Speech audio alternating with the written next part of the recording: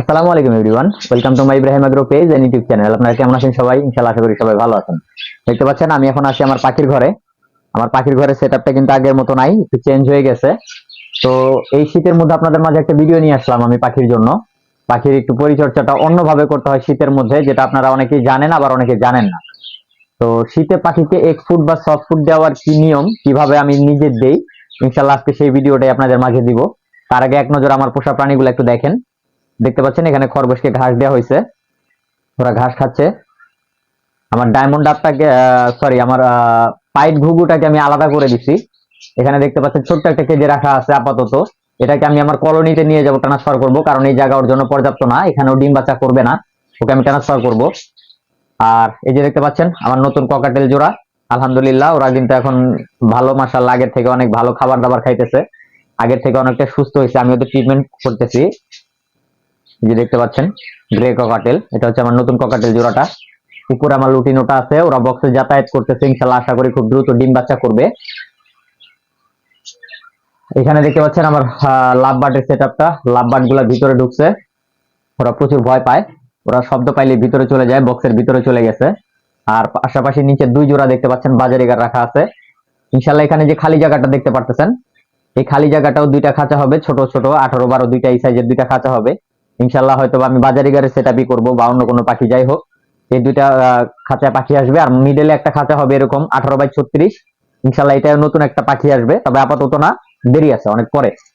আর এখানে দেখতে পাচ্ছেন আমার প্রিন্স পাখিগুলা আর হচ্ছে জাবা পাখিগুলা কিন্তু আমি একটা কলোনির মতো সেটআপ দিছি। 18-12 দুইটা খাঁচাকে দেখতে পাচ্ছেন আমি মাঝখান থেকে কিন্তু পার্টিশন খুলে দিয়ে দুইটাকে একাত্র করছি, জয়েন্ট করে দিছি। এখানে ওরা অনায়াসে উড়াউড়ি করতে পারে, ওরা খুব ভালো আছে আগের থেকে। ওদেরকে 18-12 খাঁচায় রাখছিলাম আমি, ওইখান থেকে আমার মনে হয় এখানে ওরা হয়তো ডিম বাচ্চাটা আরেকটু বেটার করবে, কারণ এই পাখিগুলো কিন্তু খুব বেশি নড়াচড়া করে, লাফালাফি করতে পছন্দ করে। সেই কারণে ওদের জায়গাটা একটু বাড়াই দিলাম আর দুইজনকে একাত্র করে দিলাম কলোনির মতো। তো এই ছিল আমার সেটআপ। আর আপনাদের যেটা নিয়ে ভিডিও বানাবো আজকে, কথা আর বাড়াবো না, আসলে ভিডিওটা আসেন দেখাই। এই শীতের মধ্যে কিন্তু পাখিকে সব ধরনের সবজি দেয়া যায় না। এই যে দেখতে পাচ্ছেন আমার হাতে, এটা কিন্তু বটবডি। এই বটবডিটা ইচ্ছা করলে আপনি শীত গরম ঠান্ডা 12 মাস আপনি এটা ইউজ করতে পারবেন, এটা পাখির জন্য কোনো সাইড এফেক্ট নাই, শীতে কোনো সমস্যা হয় না।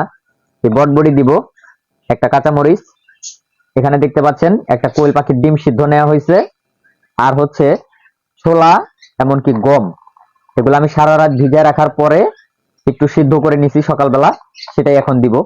এখন দেখেন কয়টা বাজে, এখন আমার ঘড়িতে 11টা 41 বাজে, মানে প্রায় 12টা। আমি কিন্তু সকালে ওদেরকে পানি দিছি, এমনকি সিড মিক্স দিছি, কারণ সকালবেলা এই খাবারটা দেয়া যাবে না। এই খাবারটা দুপুরে যখন একটু রোদ উঠে তখন দেয়া লাগবে। আর শীতের দিনে অন্য সবজিটা না দেওয়াটাই বেটার। আপনার পাখির যদি ঠান্ডার সমস্যা থেকে থাকে বা ওর যদি অভ্যাস না থেকে থাকে, ওর কিন্তু খুব দ্রুতই ঠান্ডা লাগবে। কিন্তু আমি এই যে খাবারগুলো দিচ্ছি আলহামদুলিল্লাহ, এই খাবারে কিন্তু ওর ঠান্ডার কোনো প্রবলেম হবে না। তো আমি শীতের মধ্যে এইভাবেই এক ফুডটা ব্যবহার করি। আর গরমের দিন আপনার ইচ্ছা করলে যে কোনো সবজি, যে কোনো ডাল জাতীয় সবজি যাই হোক না কেন, সব মিক্স করে সব খাবার বা এক ফুড যেটাই হোক বানাইতে পারবেন, সমস্যা নাই। আরেকটা জিনিস হচ্ছে, ওদের পানি কিন্তু সকালবেলা গরম করে দিতে হবে, হালকা কুসুম গরম পানি। পানিটা গরম করার পর আপনার হাত দিয়ে দেখতে হবে না হাতে সে তাপটা সয় কিনা।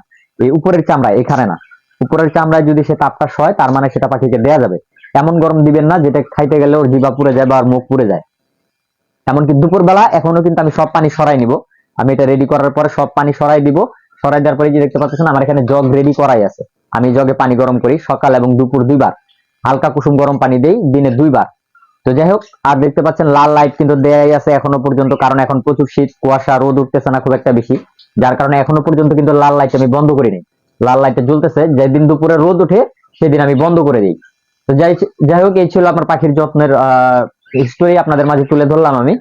আপনারাও চেষ্টা করবেন এভাবে পাখিকে শীতের দিনে একটু যত্ন নেওয়ার জন্য। ইনশাল্লাহ আশা করি আপনাদের পাখিগুলো ভালো থাকবে, সুস্থ থাকবে। তো আজকের ভিডিও এই পর্যন্তই, ভিডিও আর খুব বেশি বাড়াবো না। আপনাদের যাদের পাখির বাচ্চা প্রয়োজন হয় ইনশাল্লাহ আমার সাথে যোগাযোগ করবেন, বাচ্চা দেওয়া যাবে। আর এর পাশাপাশি আমি টাইগার মুরগির লালন পালন করি, সেখান থেকে ডিম উৎপাদন করে আমি নিজেই বাচ্চা উৎপাদন করে বাচ্চা সেল করি। ব্রুডিং ভ্যাকসিন করা বাচ্চা 10 দিনেরটাও নিতে পারবেন, জিরো বাচ্চাও নিতে পারবেন, যার যেটা প্রয়োজন দেওয়া যাবে ইনশাল্লাহ। আমার নাম্বার দেওয়া থাকবে স্ক্রিনে, আপনারা যোগাযোগ করবেন, সরাসরি আমার নাম্বারে ফোন দিবেন, দেওয়া যাবে। তো আজকের ভিডিওটা এই পর্যন্তই, আর খুব বেশি বড় করবো না। সবাই ভালো থাকেন, সুস্থ থাকেন, দোয়া করবেন আমার জন্য। আসসালামু আলাইকুম।